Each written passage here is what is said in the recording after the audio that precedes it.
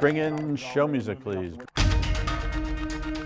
This is Squawk Pod, and I'm CNBC producer Cameron Costa. On today's episode, Treasury Secretary Scott Bessent is ready for the Supreme Court hearing on President Trump's emergency tariffs.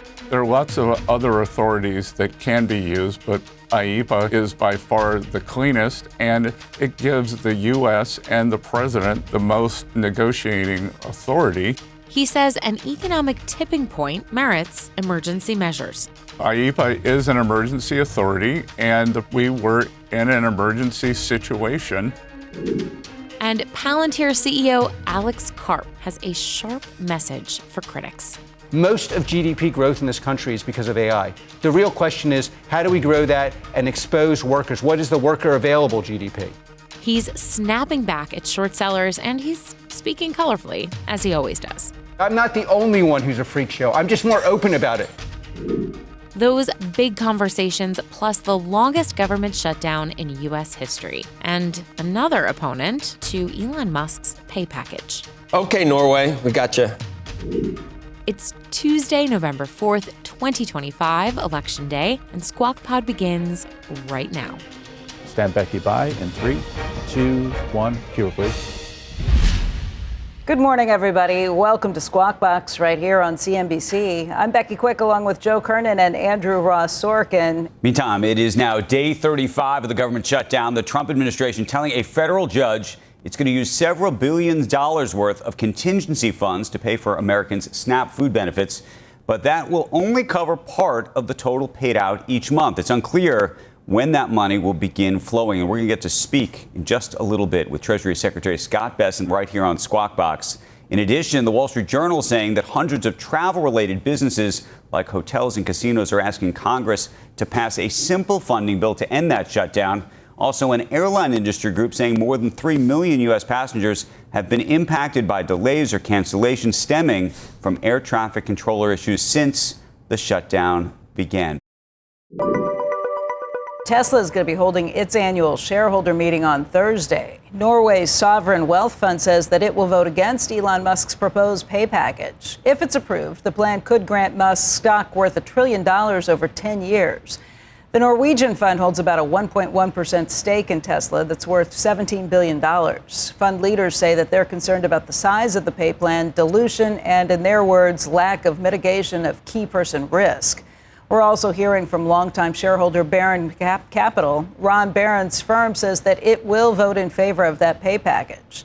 In a statement, Barron Capital says the plan ensures that shareholders win first and that Elon Musk continues to lead Tesla for many years to come. We commend the board for recognizing this and for working to retain Tesla's most valuable asset. You know, Ron Barron writes a very long letter on this. He goes on to say that key man risk, this is the key man risk of all key man risks out there. He's very interested in making sure that Elon Musk stays on. Guys, he's been here on set and talked with us about that in person, too. But it's a huge position for Barron Capital. He lays out that, you know, they've already earned about $4 billion in profits just on SpaceX. But from Tesla alone, they've earned, where was it? They originally purchased $400 million, went on to buy more and more with that, but I think they've earned more than $40 billion from Tesla on that. It's a huge position in Barron funds too. You know, I don't even know where to go. Becky, with I'm surprised the argument. Norway. I was going to say I'm surprised with what Norway's saying, because if you really look, this delay is no good. Their entire GDP is about $340 billion versus 20 point. You know. Yeah. And they don't have anything close to that in terms of a successful company. So, okay, it's nice that you're weighing in, Norway. 20.5 trillion. This is a couple years ago. It's not; those aren't even current numbers. Anyway, Andrew, the delay is tough. Were you on Wilf's show yet?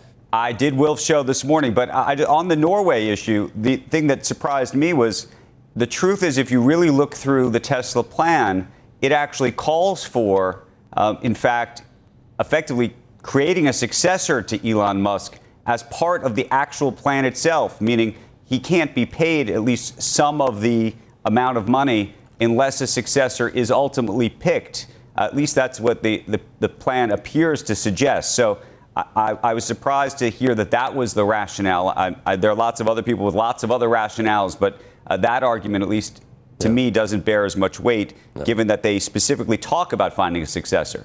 Well, Ron Barron kind of hints at that, too. He says part of what Elon does is build and bring in these engineers, teach them and train them, and create this core of engineers who don't want to leave. Yeah. I mean, it was hard. I almost laughed out loud. Norway. Okay, Norway, we got you. Got 1%. I don't even know if that, I don't know. We'll see what happens. It's election day here in the U.S. Some key contests around the country involving governor's races, big ones in New Jersey and Virginia. The main event could be New York City's mayoral race between Andrew Cuomo, Zoran Mamdani, and Curtis Sliwa. Polls are open from 6 a.m. to 9 p.m.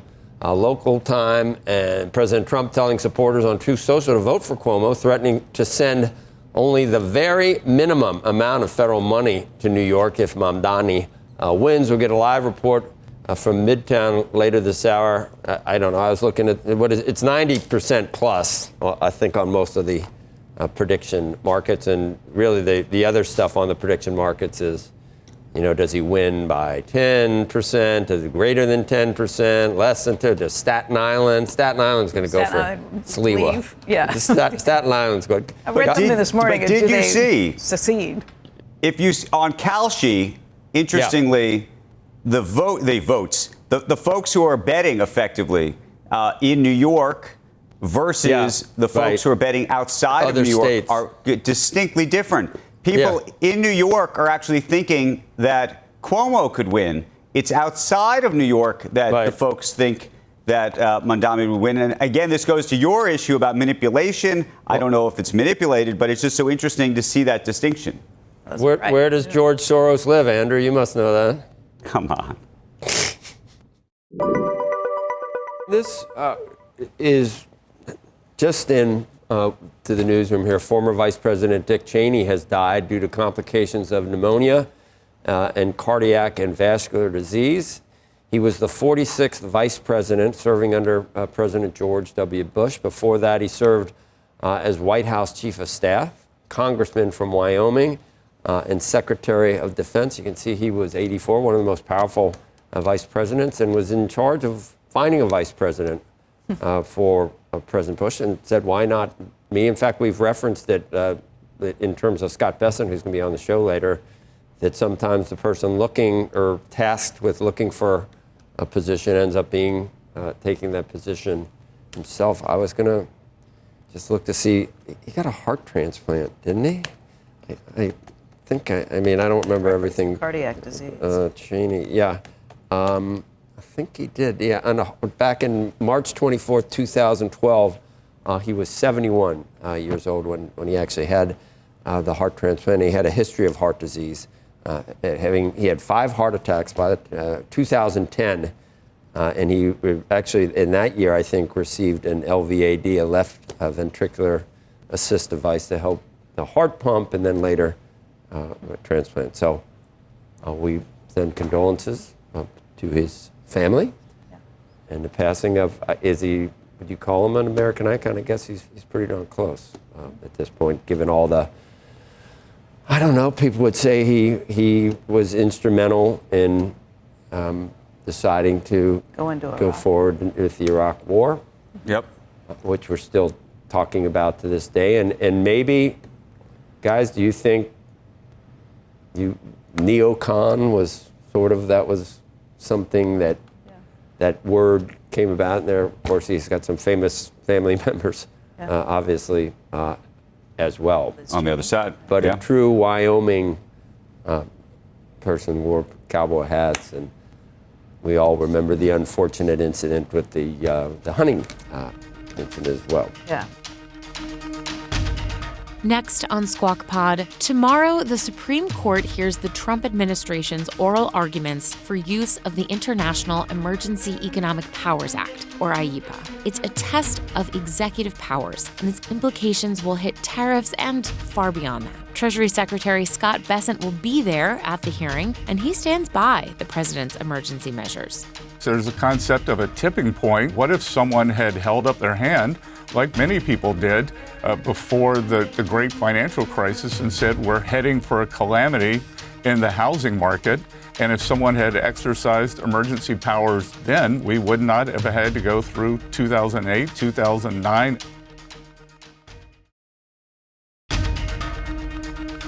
This is Squawk Pod. Up and Andrew, Q. You're watching Squawk Box on CNBC. I'm Andrew Ross Sorkin, along with Joe Kernan and Becky Quick on this, we'll call it a special transatlantic version of Squawk Box. Yeah, we've been talking, Andrew, off camera a little bit about Norway and what it's saying about Tesla right now. So no, it's okay. They own a little over 1%. They're in the top 10 shareholders. Of Tesla. Their GDP in 2024, they're plugging away. I mean, it's $500 billion, which is 1/60th of the U.S. at 30 trillion.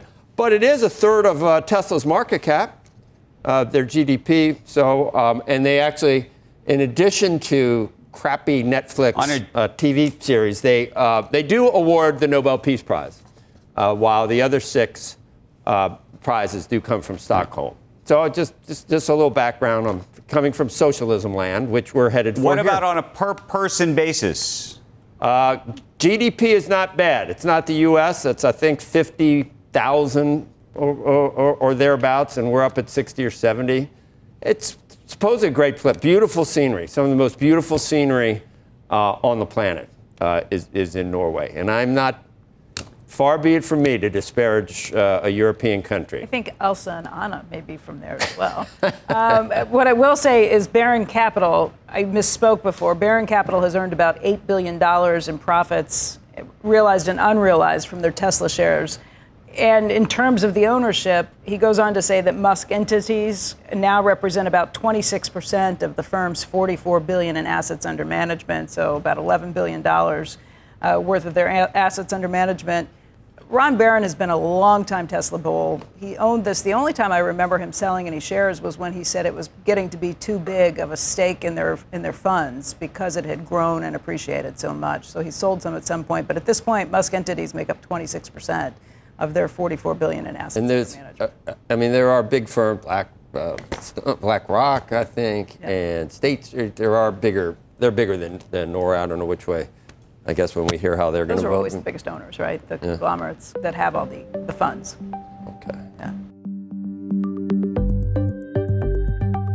Treasury Secretary is joining us now. Scott Bessent, how are you? Good to see you. Good morning, Joe. Good to see you. Let's talk tariffs, and since it's front and center for everyone with this beginning now at SCOTUS, you have said you're going and you want to be in the front row. I think your chances are good if you say that's where you'd like to sit. Look, Joe, I think it's a matter of national security, and this is one of the president's signature policies, and it'd be very unusual for the Supreme Court to overrule president's signature policy. Supreme Court gave President Obama a lot of room on Obamacare, and President Trump's 2 signature policies have been securing the border, which has been a incredible success, and it has been the tariff policy rebalancing U.S. trade, and it's economic security. And we've had 3 emergencies here. First emergency has been the fentanyl crisis, and President was able to use IEEPA to bring the Chinese to the table on the precursor chemicals. Second emergency was, I think we were at a tipping point in terms of our trade deficits. We are bringing those down. The deficit with China is down 25%. We could have had a looming financial crisis. And then number 3, the president, after the Chinese said that they were going to put export controls on rare earth minerals for the globe, on October 8th, President was able to use his IEEPA emergency powers to threaten 100% tariffs, bring the Chinese to the table in Kuala Lumpur and Korea, and get the rare earths to flow. And if that hadn't happened, that manufacturing facilities, not only in the U.S., but around the world, would shut down. So, this is an emergency power that he has used during emergencies. There might be compelling arguments on the other side, Mr. Secretary, and I like the Journal kind of made me laugh today because in their lead op-ed they said, few conservatives are more deferential not to President Trump, but to presidential overseas authority than we are. They've stood in the way of a lot of things, I think, that the president has tried to do, obviously, although, out of all the op-ed pages, the friendliest probably has been the Wall Street Journal. But they point out that Article 1 vests Congress with authority, and that was the intent because of what happened with taxation without representation, that it vests Congress with the authority to negotiate trade deals and to impose tariffs. And it was like that until Smoot-Hawley in 1930, when they thought the president needed to be able to have that authority. But up until then, it had always been the purview of Congress to regulate tariff policy. Yeah, Joe, but there are lots of other authorities, too. President has 232s, 301s. Those are all from the executive branch. And again, IEPA is an emergency authority, and we were in an emergency situation, and this is crucial for the U.S. economy. But do you think, Mr. Secretary, that the Supreme Court is so up to date on these stories? Here's where I'm going with this. A lot of people would probably say the trade imbalance has been there for a long time, and that all of a sudden it's an emergency. They would question that. I don't know what they'd say about fentanyl, but when you talk about rare earth metals and what that could do to the U.S. economy, that, I think, even SCOTUS, even Supreme Court might say, you know what, in this case, the emergency power is absolutely, you could actually use that in that case and be totally justified. Do you think that they could look at it that way? Well, Joe, let's think about, and as you know, in economics, there's a concept of a tipping point, and I think that there's a point where you get to an emergency. What if someone had held up their hand, like many people did before the great financial crisis, and said we're heading for a calamity in the housing market? And if someone had exercised emergency powers then, we would not have had to go through 2008, 2009, and the aftermath and what it did to the American people. I'll just ask you one more thing, one more point the Journal makes. If the court blesses this unlimited presidential tariff power, future presidents, i.e. Democrats, were going to do the same thing. An all too likely example would be a climate emergency. I could see this happening. They call it that all the time. A climate emergency to tax imports of countries with high CO2 emissions. You can fill in the blanks for something that Democrats might do if this were upheld by the Supreme Court. Does that concern you at all about what the other party would do with this type of power?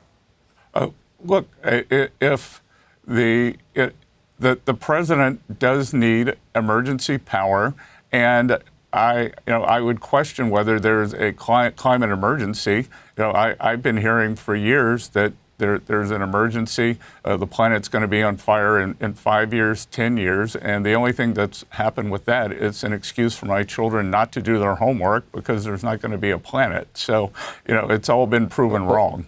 Or not to have kids. I know. It's crazy. Beck?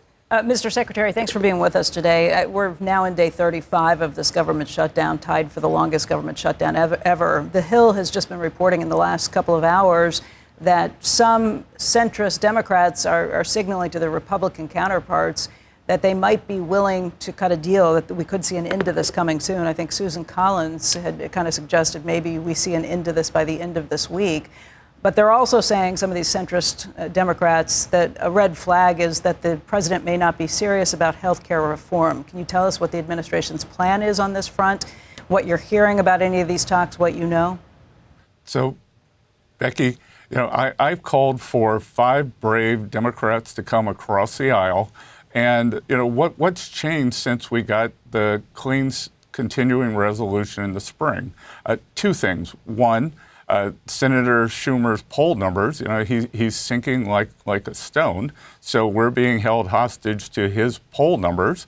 And then 2, the Democrats have tried to stop President Trump in the courts. It goes to SCOTUS, they get overruled.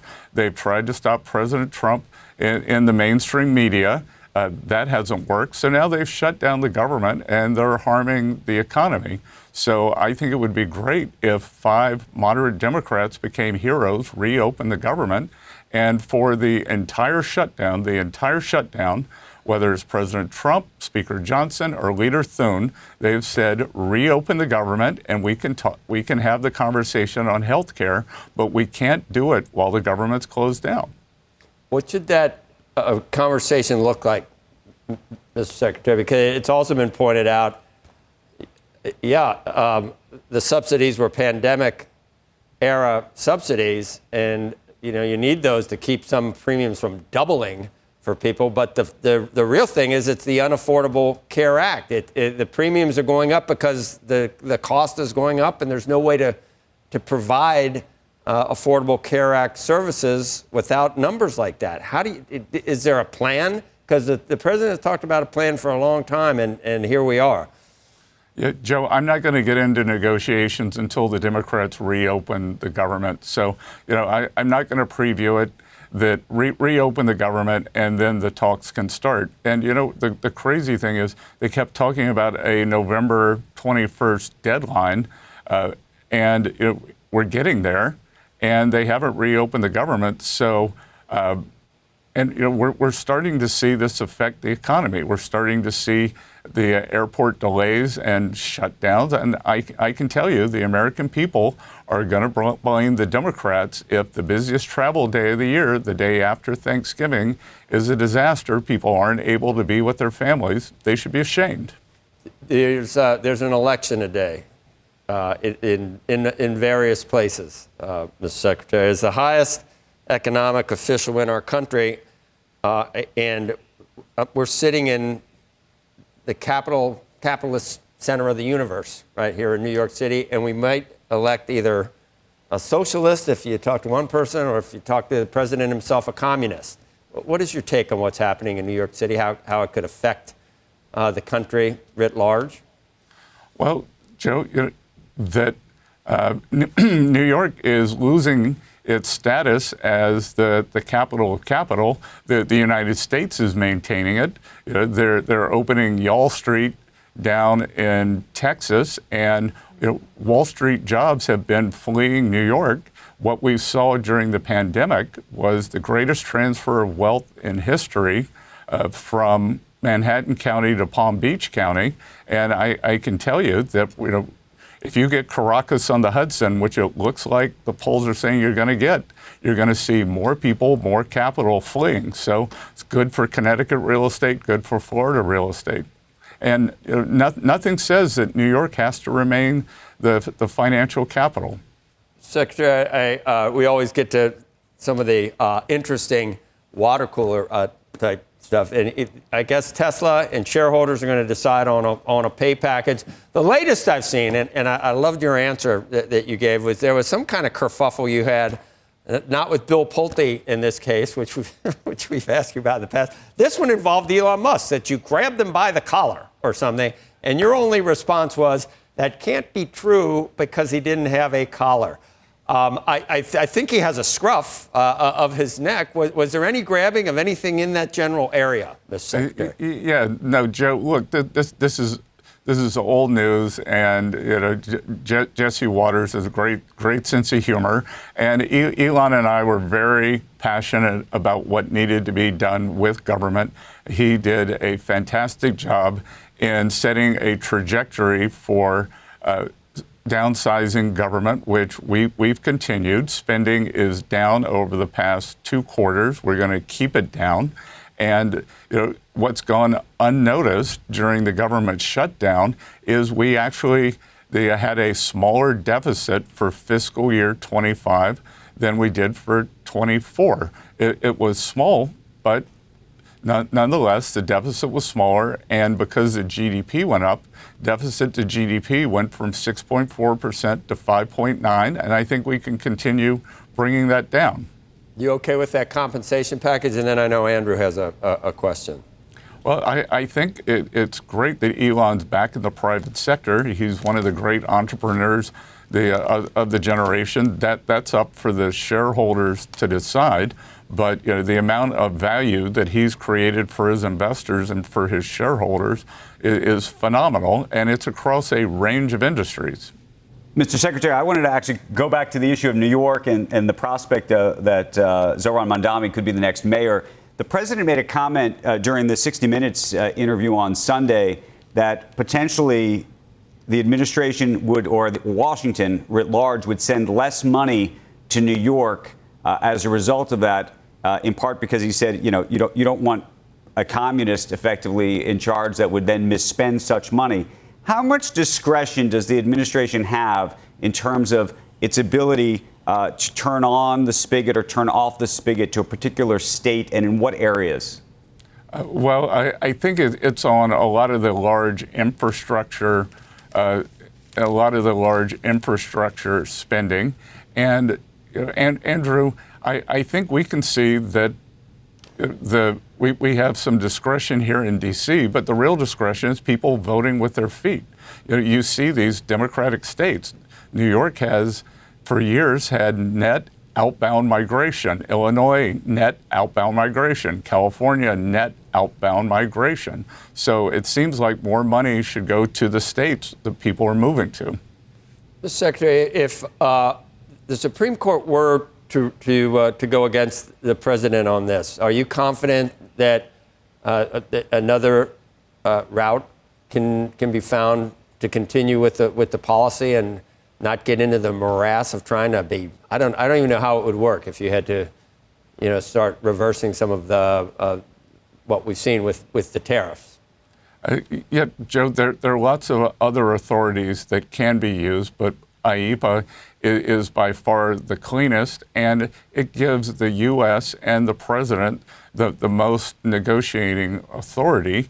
And again, when we get something like October 8th, where the entire manufacturing ecosystem in the U.S. and the world was at threat of shutdown, then it's very important to be able to have these. The others are more cumbersome, but they can be effective, less. It hinders the president's negotiating ability to be able to protect the American people and the American economy. So, this is very important tomorrow, and SCOTUS is going to hear this. And again, this is a signature policy for the president, and traditionally SCOTUS has been loath to interfere with these signature policies. I guess I'll just ask you one quick question on China. A lot of talk about what actually went on with NVIDIA chips and the Blackwell chips. Are you among the people in the administration that think that China should never get those highly advanced AI chips, or is this saving something to negotiate the future with? Because it always seems like these are stops along the way with these negotiations with China. They're evolving, and we continue to deal with things, and they continue to deal with things. Well, if we think about the Blackwell now, that they're the crown jewel. That 12, 18 months ago, the H20s were so good, were the crown jewels. So, Joe, I think what you're describing is actually the pace that the technology is moving, not the pace that the negotiations are moving. So there may be a case down the road. I don't know whether it's 12 or 24 months, given the incredible innovation that goes on at NVIDIA, where the Blackwell chips may be 2, 3, 4 down their chip stack in terms of efficacy. And at that point, they could be sold on. And it's your take, your contention that China had a plan with these rare earth materials, that this was in the works. And whether President Trump had poked the bear in the first place to try to reset global trade with China, either way, that would have been something that China was planning to use. So it's not like, the president, critics say, starts fire and then puts a fire out and takes credit for putting it out. Absolutely not. This is something that they've been putting together for 35 years. The rare earth magnets company actually used to belong to General Motors. A Chinese company bought it. CFIUS, which is the Committee on Foreign Investment in the U.S., said they had to keep it in the U.S. for 5 years and a day. In 2000, they moved it over to China. They've been accumulating these rare earth assets for years. And Joe, it's important to know that they put this restriction on the entire world. So, don't accuse President Trump of doing this. But what I can tell you is after the meeting in Korea, it was a very good meeting. Both sides approached it with great respect. I think President Trump is the only leader who President Xi respects. We had a very good meeting. The relationship is in a good place. I think we're going to have 2 state visits next year. President Trump will be going to Beijing, and Xi will be coming to the U.S., and they may also see each other at the G20 in Doral and then the APEC conference in Shenzhen in November. So I think the overall U.S.-China relationship is on a much more even keel now. Secretary Bessent, thank you so much, as always. We appreciate it. Good to see you, Joe. Cheese will be next.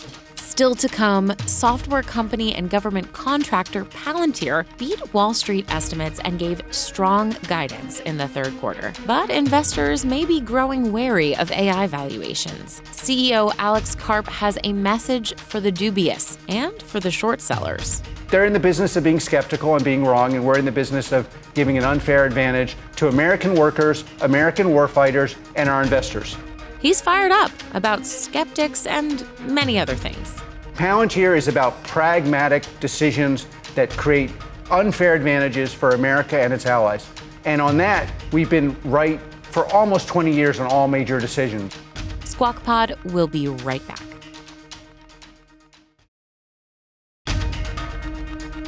You're listening to Squawk Pod. Here's Andrew Ross Sorkin.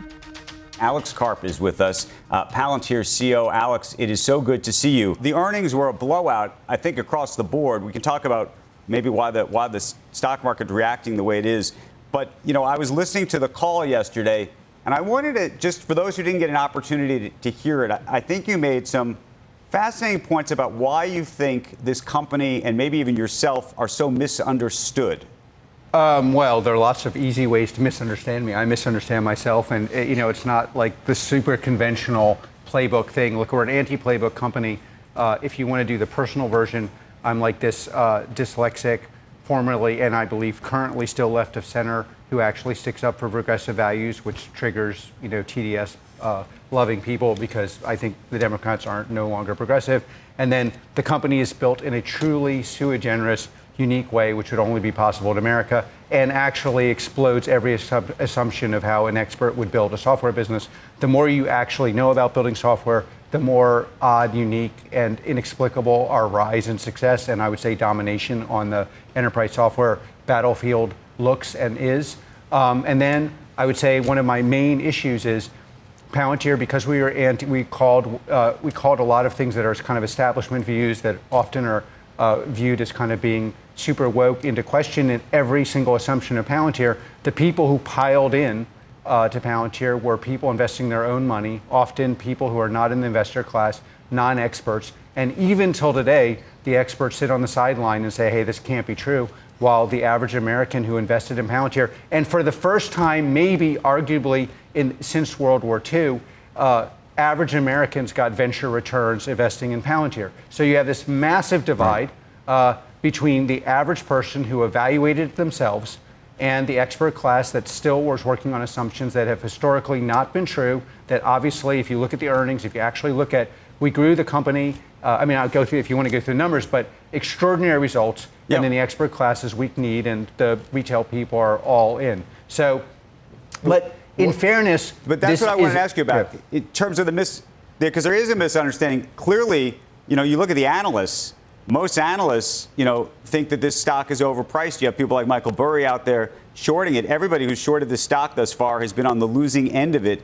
And I'm trying to understand, just if you look at sort of the growth trajectory, the sales, how much of the sales, frankly, I think actually even there was a huge part coming from even existing customers, and just what the scale of this thing ultimately looks like in your mind? Okay, there are two parts. Of course, when I hear short sellers attacking what I believe is clearly the most important software company in America, and therefore in the world in terms of our impact, simply to make money, and trying to call the AI revolution into question, where we have this anomalous numbers, 114, rule of 40, et cetera. It just is super triggering, because these people, they could pick on any company in the world. They have to pick on the one that actually helps people, that actually has made money for the average person, that is actually supporting our warfighters. Why do they have to go after us? And I'll tell you what, it's crazy motivating, because I'll tell you why the short sellers are constantly getting screwed by Palantir. Because every time they short us, we just are like tripling down on getting the better numbers, and part, honestly, to make them poorer.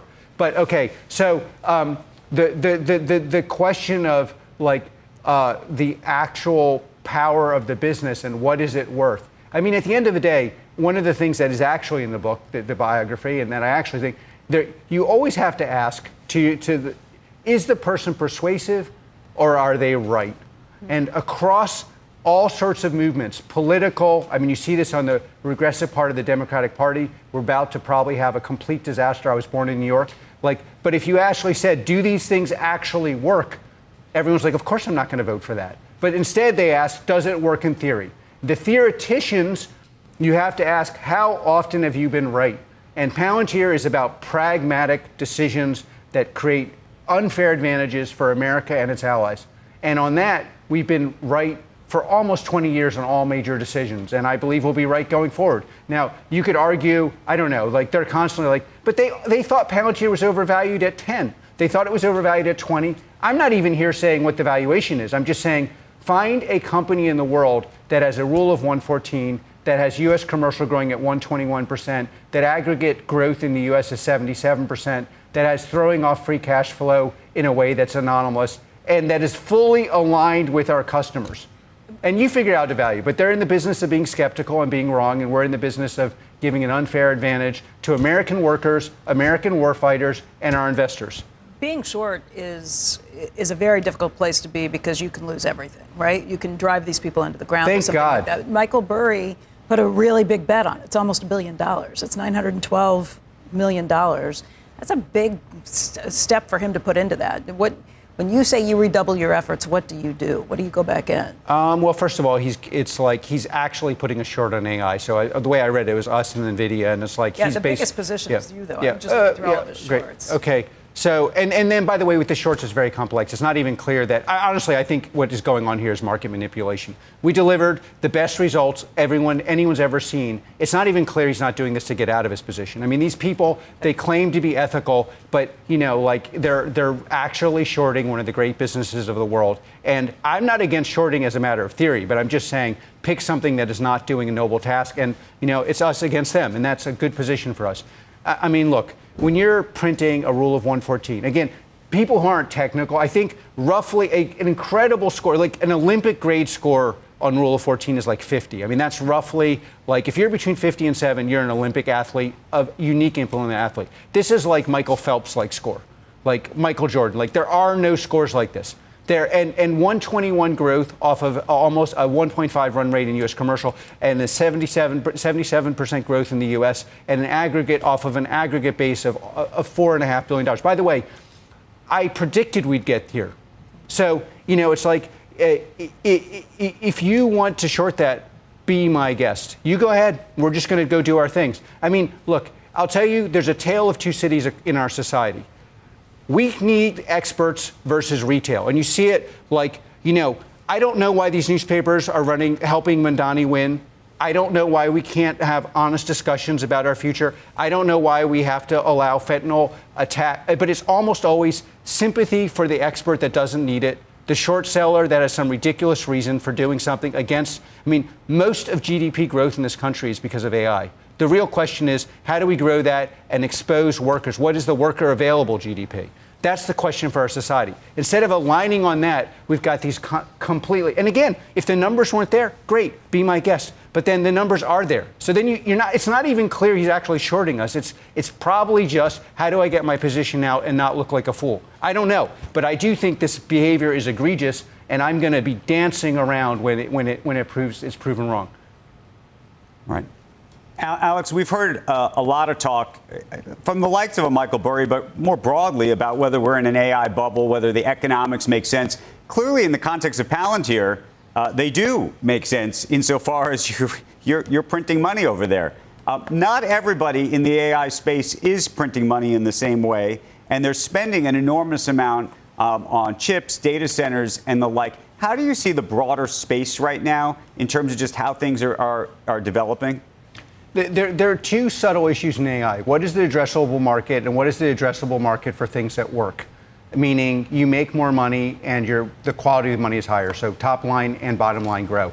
Palantir, we're in the business of a part of the addressable market where it works and it can be quantifiable, either commercially or on the battlefield. So clearly, and over time, you're going to have Pareto optimality, meaning that every part of the stack is going to have to create more value than they charge. That's just obvious. And if that doesn't happen, it will be a bubble. And, I'm sorry, short sellers can't tell the difference between products that work and products that don't, but these numbers should show you that there's a part of the market that, quote you, is printing cash, and it looks like that part of the market is the part we own. There's a separate question, by the way, which I think is equally relevant. What part of the GDP growth is available for workers? What we call worker available GDP. And that's like one of the unique things about Palantir is whether it's on the battlefield, like the people writing the scripts for these very complicated operations, or building batteries or doing things on the factory floor are being enhanced by our product. And those two questions are going to define arguably the future of what happens in this country. Does GDP grow because of AI, which only can happen if there's Pareto optimality, or in what the way we see it, the customer pays less than the value they create, which is abnormal, not exactly equal Pareto optimality. And that, it's unknown, honestly. You have this massive growth, but currently, as far as I can tell, the two companies he's shorting are the ones making all the money, which is super weird. Like the idea that chips and ontology is what you want to short is batshit crazy. But leaving that aside, there's a bigger question, which is the average American believes AI is happening.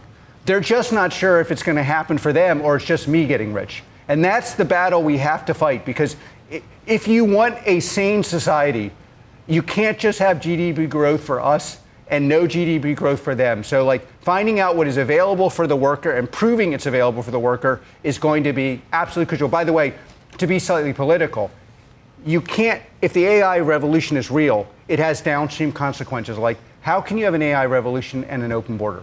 Are we safer as a society or less safe than we were 5 years ago because of AI? And I wanted to ask you, I was talking to Lonsdale about, unfortunately, packed stadiums and drone attacks and things like that. And he said that's something that we need to, at some point, face. Well, there's a lot of complicated questions, because there's it's so funny because, in this book, which is, there's a lot of it's true, but then it's like the surveillance state. So interestingly, I and Palantir have historically been on maximal safety and maximal data protection, and the product is actually built despite, if you're being told Palantir is the product you use to surveil you, you're the mark. We actually, so how do you have maximum safety where you can still have a personal life? And so personal life may mean you're just flirting with the person next to you. It may mean you're at the stadium with someone you shouldn't be. It may mean you're just there alone when you should be at work. We all have things we need and want to do in our private lives. And part of democracy is we get to keep that. And Palantir's architecture makes it possible to have heightened safety and reduced surveillance. Now, you have this issue across are Americans safer? A lot of it comes down to, are we going to have a mandate that actually helps working women and men? Because the truth in our society is you're pretty safe if you have money. What happens to you if you're in an environment where you're poor or working class, black, white, Hispanic, anything, is you are then in an environment where people are espousing they believe in what they're saying, while in facto letting you live in a war zone. Whether it's the inner cities or the border, we essentially have a class divide in this society where underclass people, white, black, Hispanic, everyone, they absorb all the negative externalities of policies. And those of us who can afford to sit here have a great life. And the real question for our society, in my view, and for AI is how can we make sure people participate in GDP, which also means they can go home safely, they can go to school, they can come back from school, they can go to the border and not get shot. We don't have fentanyl coming in our society. And, you know, more people have died from fentanyl in the last year than all service members since World War II. And almost all those people are working class. And that's why no one cares. If they were Yale grads, you'd have a bomb being dropped on some South American country, it would stop. And we have, so there's a huge societal thing. Then you get to, like, you know, mass events, and we've seen very destructive to our core assassinations of people who had heroic roles. We saw Abe in Japan, that's outside of America. We saw Charlie Kirk. We've seen the CEO of United. We saw people cheering these things. So in my view, there is the stadium issues, and these are very hard issues. How do you actually protect against drone? There are technologies which are not publicly available that need to be made available that can help. But there's always a risk of something happening because the only way to take the risk to zero is to eviscerate all our civil liberties. So that's why I'd say, you know, if you actually look at, it's like gun deaths. Guns are not a problem in society. Guns in the inner city create most of the deaths. So how do you protect the Second Amendment and change gun deaths in this country? I mean, of course, there are other gun deaths that happen, but statistically, and these are what we should do with technology is make sure the people who are living the worst lives live lives closer to ours and make sure our lives advance as well, but never with the idea that we're going to reduce crime to zero, because the only way to do that is to reduce deviant behavior to zero. And none of us want that, because I'm not the only one who's a freak show. I'm just more open about it. And you know, every single person who's like, oh, and I'll tell you something else before I get to you. There's a big lesson in probably the Madani disaster, the short seller, the fentanyl thing. If you think you can sit on the sidelines here, like in our generation, we thought we could outsource, or like anti-Jewish bias, like you cannot outsource it to the experts. If you think the experts are going to stop anti-Jewish bias or the fentanyl or whatever, no, they're not. They're lame. They're scared. They're gonna listen to the short seller instead of reading the numbers. Like, this is a really big lesson. Listen to the short seller. Look at our numbers. In all these things, every single person that cares is going to have to stand up and say, you know what? I mean, it's crazy that we all have to be advocates for ourselves, but the experts are not showing up. They're scared. They're drinking. Huh? You're mad. Well, you should be mad. Like, it's like, I mean, it's just like, and then, but of course, the positive side is we have these problems no other society has. Like, I spent half my life in Europe. Europe has no AI scene. The GDP growth that, you know, is being besmirched by this wonderful, seemingly numerically illiterate short seller is a bounty of riches. Like, Germany would cut off its proverbial beer garden to get this problem. And so, but we should not screw it up. And the way we screw it up is we are all on the sidelines. We let experts tell us what we should think, and we get screwed. Alex, it's a longer conversation. I know we're going to have another one, I'm sure, very soon. I want to thank you so very much for jumping in impromptu this morning after it was a great earnings report. So congratulations on that. And congratulations on your book. Everywhere I go, there's somebody, it's like behind them. I mean, everyone has it in their hand. Congratulations. Thank you very, very much, Alex.